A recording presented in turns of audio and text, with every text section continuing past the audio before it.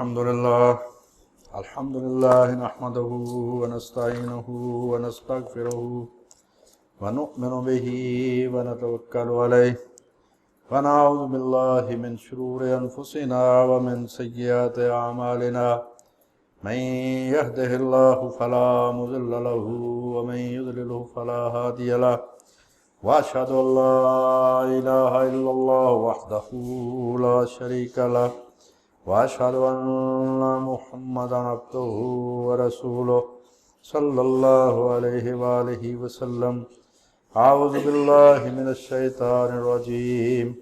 بسم الله الرحمن الرحيم. ورهبانية ابتدعوها وما كتبنا عليهم إلا ابتغاء رضوان الله فما رعوها حق رعايتها. أما بعد فإن خير الحديث كتاب الله وخير الهدي هدي محمد صلى الله عليه وآله وسلم وشر الأمور محدثاتها وكل محدثة بدعة وكل بدعة ضلالة وكل ضلالة في النار. سورہ الحدید 57 نمبر سورت، اس کی آیت نمبر 27، اس میں سے ایک حصہ میں نے پڑھا. اللہ پاک نے اس بات کی طرف توجہ دلائی کہ عیسائی حضرات نے رہبانیت ایجاد کر لی، درویشی ایجاد کر لی، مگر اس کو نبھا نہ سکے. اور اللہ نے ان پر یہ فرض کیا تھا کہ میری رضا تلاش کرنی ہے. اللہ نے ان پر رہبانیت فرض نہیں کی تھی، اللہ نے ان پر یہ فرض کیا تھا کہ اللہ کی رضا تلاش کرنی ہے، لیکن انہوں نے یہ خود ایجاد کی لیکن اس کو نبھا نہیں سکے. تو جب بھی کسی بھی قوم نے کسی بھی مذہب میں خود کوئی عقیدہ بنا لیا، کوئی رسم تیار کر لی، اس کے اصول و ضوابط خود طے کر لیے، تو کوئی بھی قوم اس کو نبھا نہیں سکی، چاہے آپ کسی قوم کو دیکھ لیں. تو یہ جو عقیدہ امامت ہے یہ اللہ نے فرض نہیں کیا، یہ خود دوستوں نے بنایا، اس کے اصول و ضوابط خود بنائے اور اس کو نبھا نہیں سکے. تو نظریہ امامت کو جو مشکلات درپیش ہوئیں ان میں سے پہلی جو ہے مشکل وہ ہے عصمت کی. انہوں نے خود پابندی لگائی کہ امام معصوم ہوتا ہے اور منصوص ہوتا ہے، کہ اللہ کی طرف سے اس کے حق میں نص ہوتی ہے، اور یہ کہ وہ پیدا ہونے سے لے کر وفات تک ہر قسم کے چھوٹے بڑے گناہ اور بھولنے سے محفوظ ہوتا ہے، معصوم ہوتا ہے. تو عقیدہ عصمت کی تردید خود ائمہ حضرات سے میں نے ایک جمعہ پیچھے میں نے پیش کی تھی، تھوڑی سی تفصیل اور. خود اہل بیت اس نظریہ عصمت کو نہایت شدت سے مسترد کرتے ہیں. سیدنا علی کوفہ میں کھڑے ہو کر مسجد میں خطاب فرما رہے ہیں. الروضۃ من الکافی صفحہ 293 روایت نمبر 550. سیدنا علی رضی اللہ تعالیٰ عنہ امیر المومنین فرماتے ہیں مجھے حق بات کہنے اور عدل کا مشورہ دینے سے دریغ نہ کرو، سچی بات بھی میرے سامنے کرو اور مجھے مشورہ دو، کہیں مجھ سے غلطی ہو جائے کہ میں انصاف کروں، مجھے توجہ دلاؤ اس طرف، کیونکہ میں اپنے آپ کو غلطی سے پاک نہیں سمجھتا، نہ میں اس بات کا دعویٰ کرتا ہوں کہ میرا کوئی فعل غلط نہیں ہو سکتا سوائے اس کے کہ اللہ مجھے غلطی سے بچا لے، کیونکہ وہ میری جان کا مجھ سے زیادہ مالک ہے. میں اور آپ ایک ایسے رب کے غلام اور مملوک ہیں جس کے سوا کوئی رب نہیں. مملوک کہتے ہیں کسی کا بندہ، اس کی ملکیت میں جو وہ ہمارا اسی طرح مالک ہے کہ وہ ہمارا اس طرح مالک ہے کہ ہم خود بھی اپنے آپ کے اس طرح مالک نہیں ہیں. مطلب یہ کہ ہم سب اللہ کے بندے اور غلام. دوسری دعا سیدنا امیر المومنین علی رضی اللہ تعالیٰ عنہ سے آپ فرماتے تھے کہ اللہ میرے گناہوں کو معاف فرما دے جن کو تو مجھ سے زیادہ جانتا ہے، اگر میں دوبارہ وہ گناہ کروں تو پھر دوبارہ بھی معاف فرما دے. اے اللہ تو اسے بھی معاف فرما دے جس کا میں نے تجھ سے وعدہ کیا تھا اور پورا نہیں کر سکا، اور وہ بھی بات فرما دے کہ میری زبان نے تو یہ تیرا قرب تلاش کرنے کے لیے کوئی بات کی لیکن میرے دل نے اس بات کی مخالفت کی، یعنی قول و فعل میں تضاد بھی معاف فرما دے۔ حالانکہ سیدنا علی پاک ایسے، میں بات کر رہا ہوں ان کی عاجزی کی، جو جتنا بلند مرتبہ ہوتا ہے اتنا ہی عاجز ہوتا ہے، جو ڈالی پھلدار ہوتی ہے وہ اتنی ہی جھکی ہوئی ہوتی ہے، جتنا پھل ہوتا ہے اتنا ہی۔ تو سیدنا علی فرماتے ہیں کہ اللہ میرے قول و فعل میں جو تضاد ہے وہ بھی معاف فرما دے۔ اے اللہ تو آنکھوں کے اشاروں اور گھٹیا الفاظ، دل کی بری خواہشوں اور زبان کی ہردہ سرائیوں کو معاف فرما دے۔ یہ ترجمہ ہے مفتی جعفر حسین مجتہد صاحب کا، نہج البلاغہ اردو، صفحہ 234 اور 235، خطبہ نمبر 76۔ سیدنا علی نے نہج البلاغہ خطبہ نمبر 130 الف میں جو مسلمانوں کے حاکم کی صفات اور شرائط بیان فرمائی ہیں ان میں عصمت کا ذکر نہیں فرمایا۔ خود حضرت علی فرماتے ہیں کہ مسلمانوں کے حاکم میں یہ شرطیں ہونی چاہیے۔ یہ نہج البلاغہ اردو ہے، 376 اور 377 صفحہ۔ ایک اور خطبہ میں حضرت فرماتے ہیں، یہ صفحہ نمبر 463، خطبہ نمبر 171۔ آپ فرماتے ہیں سیدنا علی رضی اللہ تعالیٰ عنہ، لوگوں تمام لوگوں میں اس خلافت کا اہل وہ ہے جو اس کے نظم و نسق برقرار رکھنے کی سب سے زیادہ قوت و صلاحیت رکھتا ہو، جو مینجمنٹ کر سکتا ہو۔ لفظ سیاست عربی زبان کا لفظ ہے، اس کا معنی ہی مینجمنٹ ہے، انتظام۔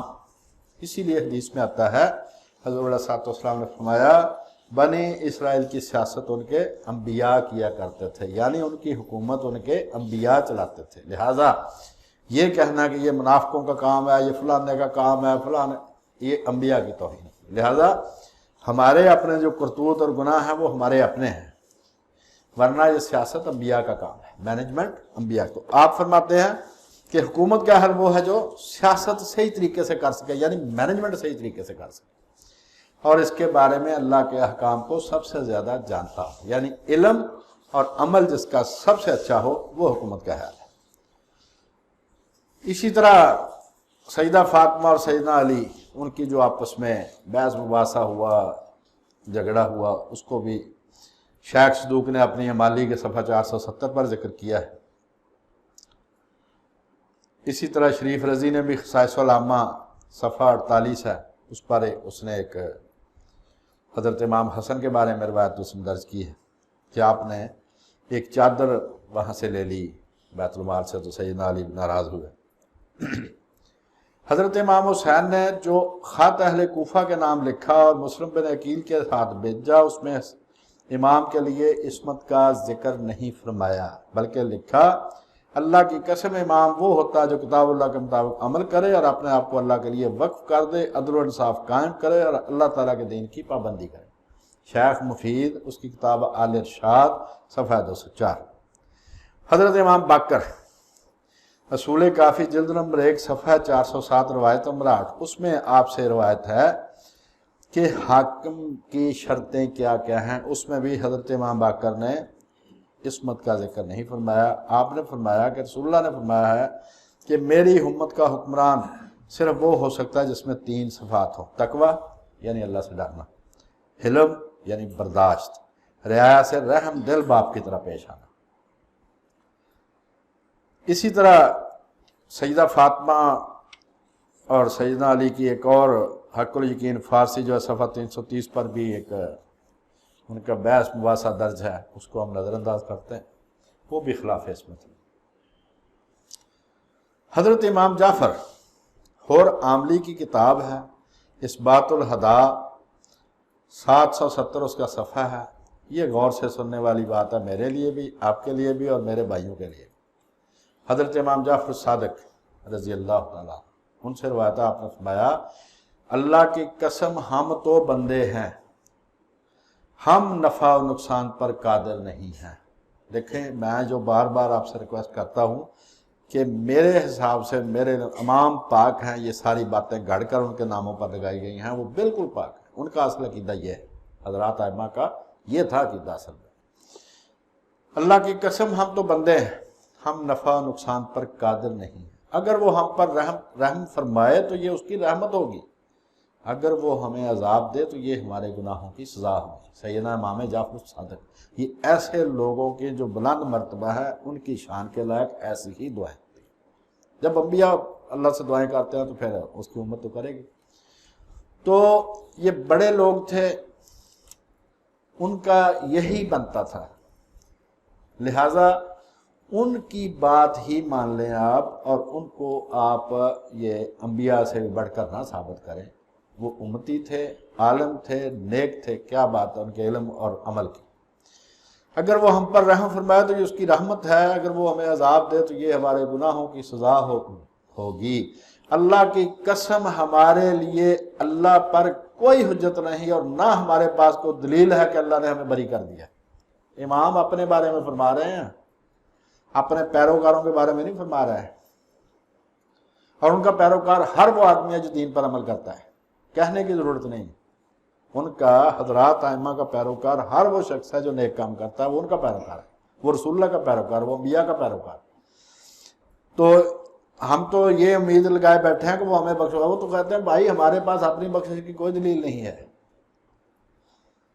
اللہ کی قسم، ہمارے لیے اللہ پر کوئی حجت نہیں اور نہ ہمارے پاس کوئی دلیل ہے کہ اللہ نے ہمیں بری کر دیا ہے۔ ہم بھی مرنے والے، قبروں میں دفن ہونے والے، قبروں سے نکلنے والے، میدان حشر میں جمع ہونے والے اور اپنے اعمال کا حساب دینے والے۔ میں تمہیں گواہ بنا کے کہتا ہوں کہ اگرچہ میں رسول اللہ صلی اللہ علیہ وآلہ وسلم کی اولاد میں سے ہوں، پھر بھی میرے پاس کوئی دلیل نہیں کہ اللہ نے مجھے بری کر دیا۔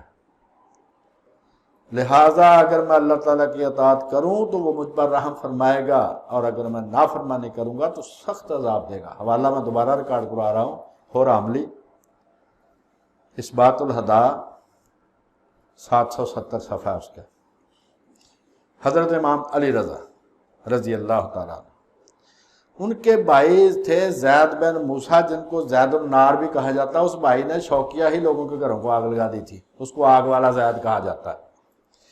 ایک مجلس میں وہ بڑا فخر کر رہا تھا کہ جناب ہم ایسے ہیں، ہم ویسے ہیں۔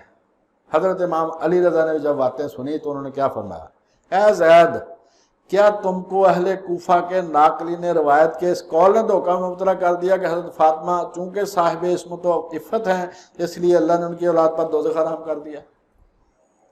آپ نے فرمایا جو کوفہ والے روایت بیان کر رہے ہیں، یار انہوں نے تو رد کر دی نا روایت کہ حضرت فاطمہ چونکہ پاک ہیں لہذا ان کی اولاد بھی بخشی ہوئی ہے۔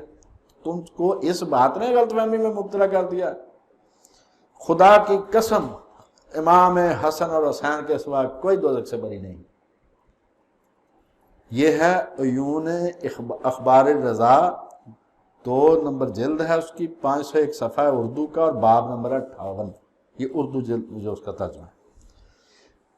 عصمت کلیئر ہو گئی کہ ائمہ کو ان کا دعویٰ ہی نہیں تھا عصمت کا۔ خود وہ آدمی اپنے حال سے زیادہ واقف ہوتا ہے، تو حضرات ائمہ نے انکار کیا عصمت سے، شدت سے انکار کیا، قسم کھا کے خدا کی انکار کیا کہ بھائی ہم عام لوگ طرح گناہگار بھی ہو سکتے، گناہ بھی ہو سکتے ہیں ہم سے۔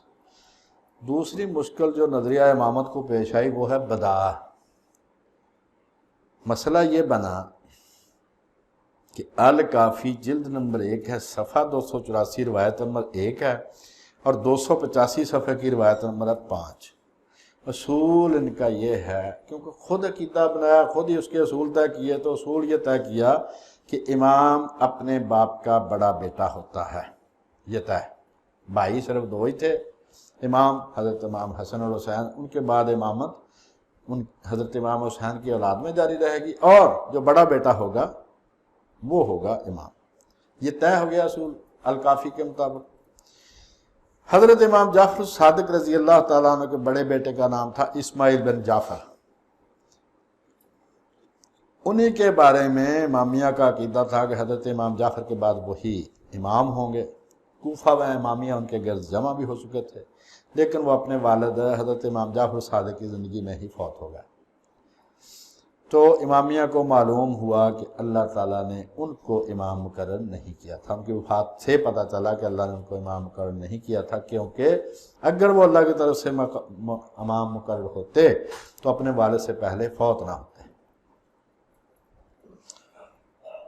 اس سے ان کے نظریہ کو بہت زیادہ جھٹکا لگا،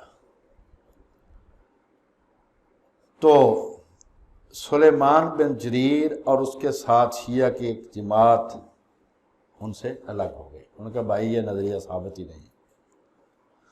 انہوں نے حضرت امام جعفر صادق کو ایک عام علمی شخصیت سمجھنا شروع کر دیا تھا، اور امامت کو انہوں نے عام معاملہ سمجھنا شروع، جیسے اہل سنت کہتے ہیں امام ابو حنیفہ، امام مالک، اس طرح دوسرے کوئی علم اور عمل میں ہم سے ہی آگے۔ اور سلیمان نے یہ بھی کہا، سلیمان بن جریر نے، کہ جب تک یہ بیدار تقیہ کا عقیدہ ہے نا ہم نے، تب تک کسی کا جھوٹ قیامت تک ظاہر نہیں ہو سکتا۔ جب بھی اس کی بات پوری نہیں ہو، وہ کہتا ہے یار اللہ کو بدا ہو گیا، اللہ نے اپنی اصلاح بدل لی ہے۔ تقیہ میں نے تو وہ اس کے ڈر سے، موت کے ڈر سے میں نے اپنی مسئلہ اصلی نہیں بتایا تھا۔ تو یہ نوبختی فرقہ شیعہ صفحہ نمبر 64، 65 اور 66 ہے۔ کمی اشری جو ہے، اشری کمی، اس کی کتاب ہے المقالات والفرق، 78 ہے، 97 ہے، اس پر یہ واقعہ سارا لکھا ہوا ہے کہ جب اسماعیل بن جعفر جو حضرت امام جعفر صادق کے بیٹے تھے، ان کی زندگی میں فوت ہو گئے، تو ایک گروپ علیحدہ ہو گیا اور ان کے بیٹے محمد کو انہوں نے امام مانا۔ چھٹے امام سے یہ اسماعیلی علیحدہ ہوئے ہیں، اور آج تک وہ ان سے علیحدہ ہیں، اور اسماعیلی فرقہ الگ ہے۔ ان کے امام ہیں کریم آغا خان صاحب، یہ ان کے شاید 33ویں امام۔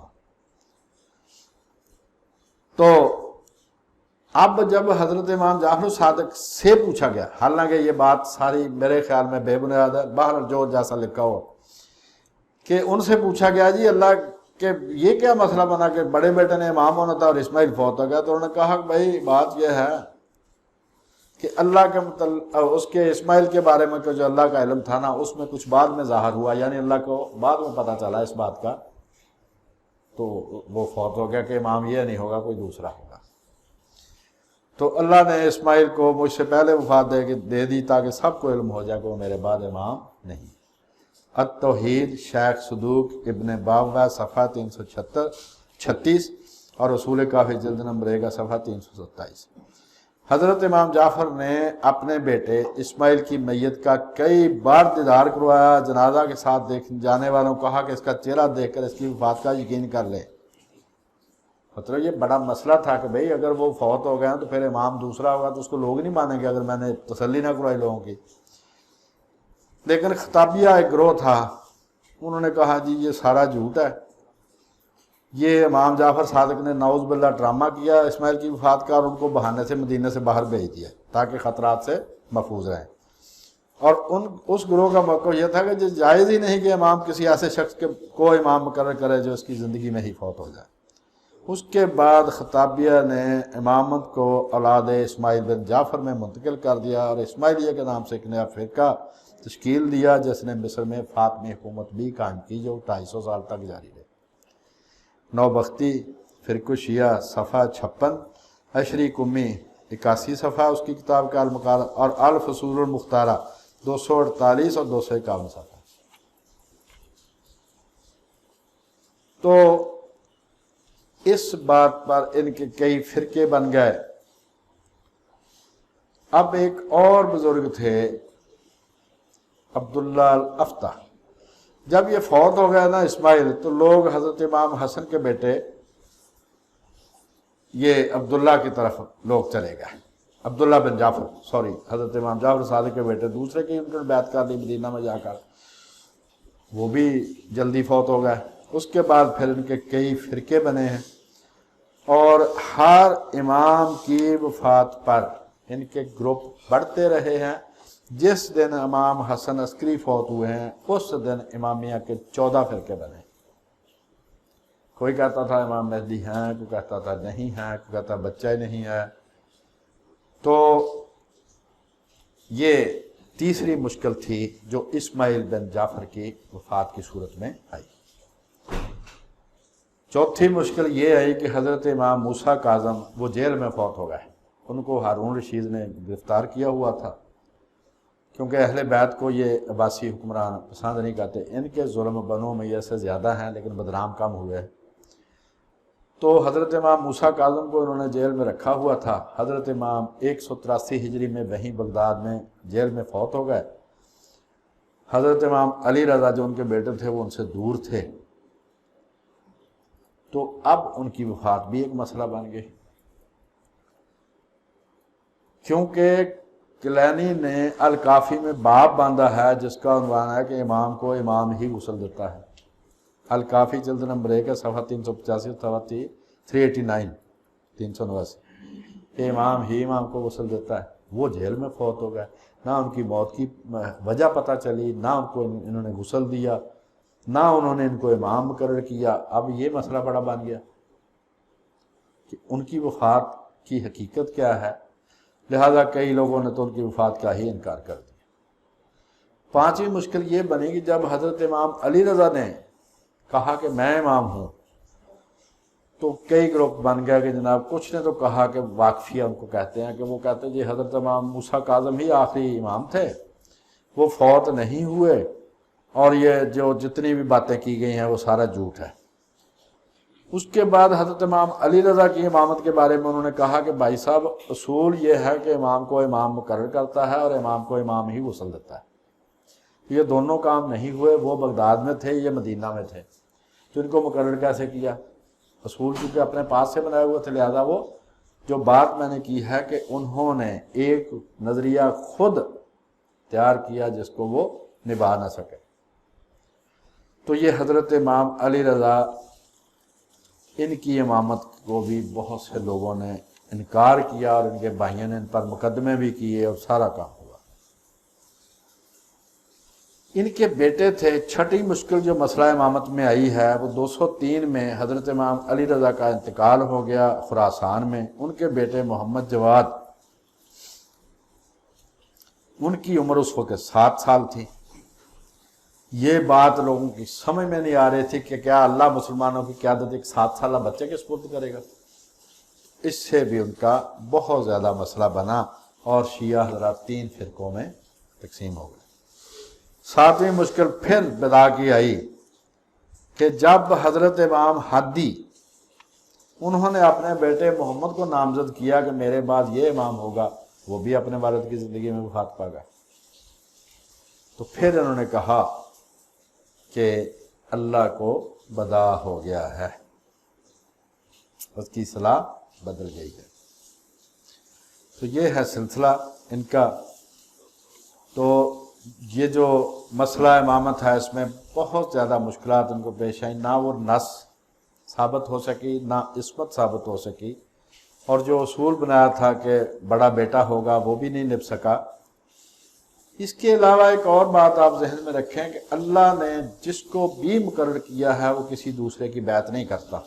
اللہ کے نبیوں میں سے کسی نبی نے کسی بادشاہ کی بیعت نہیں کی۔ اللہ کی طرف سے جو مقرر ہوتا ہے وہ کسی کی بیعت نہیں کرتا، وہ لوگوں سے بیعت خود لیتا ہے۔ سیدنا رسول کریم اکیلے ہی تھے نا پوری دنیا میں اس وقت، آپ نے کسی کی بیعت نہیں کی، لوگوں نے بیعت کیا تھا۔ اسی طرح حضرت ابراہیم نمرود کتنا وہ اس نے آگ میں پھینک دیا، آپ نے بیعت نہیں کی اس کی۔ حضرت موسیٰ علیہ السلام نے فرعون کی بیعت نہیں کی، حالانکہ اس کی رعایت ہے، اس کے احسان مند بھی تھے۔ تو جو اللہ کی طرف سے مقرر ہوتا ہے وہ کسی کی بیعت نہیں کرتا۔ لیکن یہاں پر یہ ہے سلسلہ کہ حضرات ائمہ رضوان اللہ علیہم اجمعین وہ اپنے اپنے وقت کے حکمران کی بیعت فرماتے تھے۔ الروضۃ من الکافی روایت نمبر 541، اس کے مطابق یہ ہے کہ حضرت ابوبکر، اب دیکھیں کس طرح کی آگ لگانے والی بات ہے کہ حضرت ابوبکر کی بیعت سب سے پہلے جس بوڑھے نے کی تھی وہ ابلیس تھا، یہ کہتے ہیں، اور بعد میں اسی ابوبکر کی بیعت حضرت علی نے کر لی۔ اب روایت تو تم نے بنا لی حضرت ابوبکر کے خلاف، لیکن اس میں تو تم نے ساتھ ہی ان کو بھی فارغ کر دیا حضرت علی کو، کہ جس شخص کی بیعت ابلیس کرے اسی شخص کی بیعت حضرت علی کرے تو پھر ایمان تو کسی کا بھی نہ رہا۔ مطلب خلاف ان کے بات بناتے بناتے حضرت علی کو بھی فارغ کر دیا۔ اور مجلسی نے روایت کی ہے کہ حضرت علی نے حضرت ابوبکر کی بیعت کر لی تھی، اور یہ روایت کل موثق ہے، پکی جیسی ہے۔ الکافی جلد نمبر 8 روایت ہے 454 روایت نمبر ہے 454 صفحہ 246۔ حضرت علی نے حضرت عثمان کی بیعت بھی کی تھی، بحار الانوار جلد نمبر 32 صفحہ 217 نمبر ہے 171 کا آخر، حدیث نمبر 171 کا آخر۔ حضرت علی نے ابو بکر کی بیعت ساتھیوں سمیت کی تھی۔ میرۃ العقول شرح الکافی زیر روایت نمبر 321، روضۃ من الکافی اور الکافی جلد نمبر 8 صفحہ 205 روایت نمبر 341۔ 321 صفحہ روضۃ من الکافی کا، روضۃ الکافی کا، اور الکافی کی جلد نمبر 8 ہے، وہ الگ روایت ہے، وہ الگ روایت ہے۔ اور اس کو علامہ باقر مجلسی کہتے ہیں حسن اور موثق۔ اب سوچنے والی بات یہ ہے کہ حضرت ابو بکر تمہارے بقول رضی اللہ تعالیٰ عنہ، وہ امت کے سردار ہیں، خلیفہ راشد، خلیفہ اول، اگر وہ کافر تھے، اگر وہ اتنے بڑے کافر تھے کہ ابلیس نے ان کی بیعت کی تھی سب سے پہلے، تو بھائی پھر اب کیا بنے گا؟ بات صرف یہ کرنے والی ہے کہ ایسی باتوں سے سارے باز آ جائیں۔ وہ سارے پاک لوگ تھے، اگر ان کو کوئی ناراضگی تھی بھی، وہ جانے، ان کا کام جانے۔ موجودہ دور میں ویڈیو بنی ہوتی ہے اور ٹی وی پر بیٹھ کر اس کا انکار کرتے ہیں سارے۔ تو یہ جو کتابیں 1500 سال میں لکھی گئی ہیں، جن کے بارے میں ہمارے پاس مزید کوئی ثبوت نہیں، کیا پتہ کس نے کیا لکھ دیا ہوگا، تو ان باتوں کی بنیاد پر جو امت کے سردار ہیں ان کو برا بلا کہنا بند کریں۔ حضرت علی نے جتنے بھی خلفاء تھے ان سب کی بیعت کی، اور یہ صرف شیعہ حضرات کی کتابوں سے میں نے حوالے دیے ہیں، الکافی سے، یہ بھی ذہن میں رکھنا، اور بحار الانوار سے۔ حضرت حسن اور حسین، امام جعفر صادق نے کہا کہ امیر معاویہ رضی اللہ تعالیٰ عنہ نے حسن بن علی رضی اللہ تعالیٰ عنہ کو لکھا کہ آپ حسین رضی اللہ تعالیٰ عنہ اور اپنے ساتھیوں کو ساتھ لے کر میرے پاس آئیں۔ وہ قیس بن سعد بن عبادہ انصاری رضی اللہ تعالیٰ عنہ کو لے کر شام گئے۔ امیر معاویہ نے ان کو اپنے پاس آنے کی اجازت دی اور ان کے لیے خطیب کھڑے ہوئے۔ پھر معاویہ نے حضرت حسن سے کہا کہ کھڑے ہو کر میری بیعت کرو، انہوں نے بیعت کی۔ پھر معاویہ نے حضرت حسین سے کہا کھڑے ہو کر میری بیعت کرو، پھر حضرت حسین کھڑے ہوئے اور بیعت کی۔ پھر معاویہ نے قیس بن سعد بن عبادہ کو کہا کہ کھڑے ہو کر میری بیعت کرو۔ قیس نے حضرت حسین کی طرف دیکھا کہ وہ کیا حکم دیتے ہیں، تو انہوں نے کہا کہ قیس وہ میرا امام ہے۔ آگے پھر لکھا یعنی الحسن، یہ کسی اور کا اضافہ ہے۔ یہ بحار الانوار ہے، جلد نمبر 44 صفحہ 61 روایت نمبر 9۔ اسی بیعت کی وجہ سے سفیان بن لالا نے حضرت حسن کو امیر المومنین کی بیعت مذل المومنین کہا تھا کہ تم نے مسلمانوں کو ذلیل کرا دیا۔ بحار الانوار جلد نمبر 44 صفحہ 24 نمبر ہے اس کا 7۔ اور حسن و حسین دونوں حضرت معاویہ سے مال بھی لیتے تھے۔ بحار الانوار جلد نمبر 44 صفحہ 13 اور 41۔ اور اس سے اگلی روایت جو 10 نمبر ہے اس کے مطابق قیس بن سعد نے بھی امیر معاویہ کی بیعت کر لی تھی۔ اور یہ دونوں روایات جو رجال کی کتاب ہے، راویوں کی کتاب ہے، جو حدیث کی کتابوں سے آگے ہوتی ہے، رجال کشی اس سے لے کر بحار الانوار میں درج کی گئی ہیں۔ یہ رجال کشی صفحہ 193 روایت نمبر 176 اور 177، اور اس پر عنوان ہے قیس بن سعد بن عبادہ۔ تو بھائی اگر امیر معاویہ کافر تھے تو پھر ان بزرگوں کے ایمان کی خیر منائیں۔ اللہ تعالی ہمیں ہدایت نصیب فرمائے، اور جو امت کے بزرگ ہیں ان کے بارے میں ان کا احترام کرنے کی توفیق عطا فرمائے۔ اللہ کی کرسی پر کوئی نہیں بیٹھ سکتا، فیصلے کرنے اللہ نے۔ یہ بات جاری ہے، اور اگلے جمعے انشاءاللہ اس بات کو مکمل کر دیں گے۔ پھر رمضان شروع ہو جائے گا تو نیا موضوع ہوگا۔ وما علینا الا البلاغ۔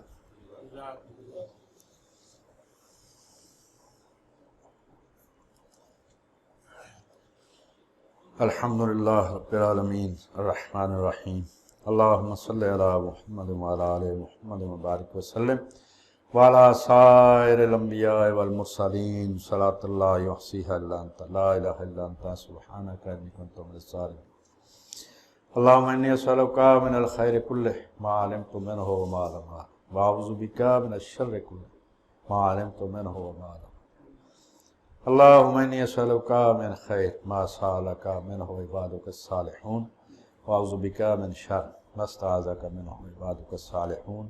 ربنا آتنا فی الدنیا حسنۃ وفی الآخرۃ حسنۃ وقنا عذاب النار۔ ربنا وآتنا ما وعدتنا علی رسلک ولا تخزنا یوم القیامہ انک لا تخلف المیعاد۔ سبحان ربک رب العزت عما یصفون وسلام علی المرسلین والحمد للہ.